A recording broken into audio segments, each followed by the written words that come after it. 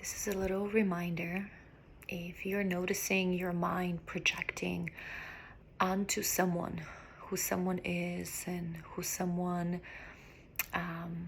is based on your understanding and your projection of that person, if you find yourself really knowing with certainty you know who someone is based on what they've said, based on what they've done in the past, based on your experience and you're relating with them, the invitation is to really notice the mind, notice the stories the mind is carrying about that person, and how the mind is literally projecting that onto that person.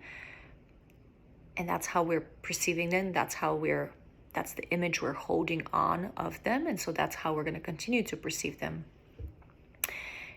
And the invitation is to really to challenge that truth that you're holding as who they were in the past based on your perception, where you were at in the past and how you came to experience them, is not necessarily who they are right now, nor even who they are at all.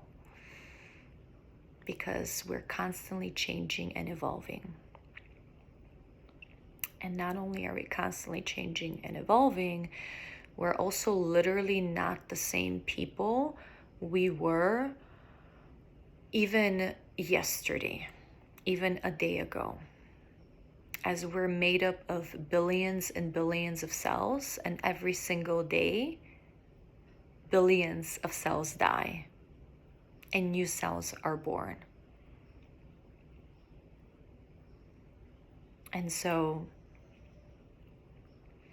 how can we uphold someone to be an idea of our mind and our understanding and how we've experienced them and how we've received them,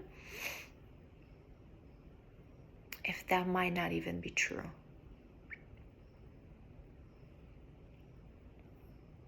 You know?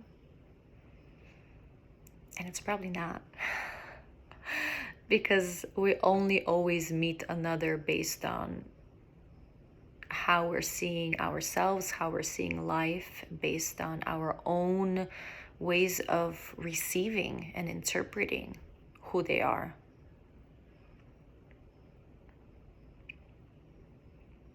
And so this could be confusing for some listening to this. It could be just a good reminder for others who are practicing self-awareness and how we are constantly projecting our beliefs onto the world. And to uphold someone in our own image is very natural, it's very normal, because that's what the mind does. It creates stories to validate its story so that it continues to perpetuate its existence, our individuated ego self. Now, there's nothing wrong with the ego self. It's actually, I think it's absolutely necessary for us to have this dual experience of life, to have an ego.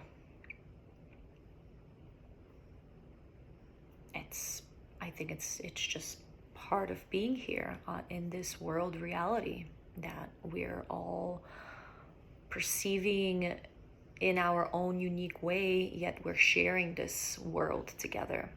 We're sharing this dream together. And so I find especially recently, I'm just noticing how I choose to see my brothers and sisters creates the image that I'm holding them in. And it creates how I relate to them, how I interact with them. Am I closed off or open? Am I curious to explore who they are right now? Or am I set and be like, oh, this person is this way, so this is how I'm gonna interact? And we do it, I believe, unconsciously. Just notice how you relate with certain people, and check in the thoughts you have about these people or what they might think of you when you're interacting with them. Just check in and see, what am I thinking about this? Why am I being a little awkward and weird around this person? Why am I, like whatever the thing is, I find it very useful to inquire and like, ooh, I'm noticing I'm being a little bit like people pleasing this person a little too much. Like, why is my pattern of people pleasing showing up with this specific person?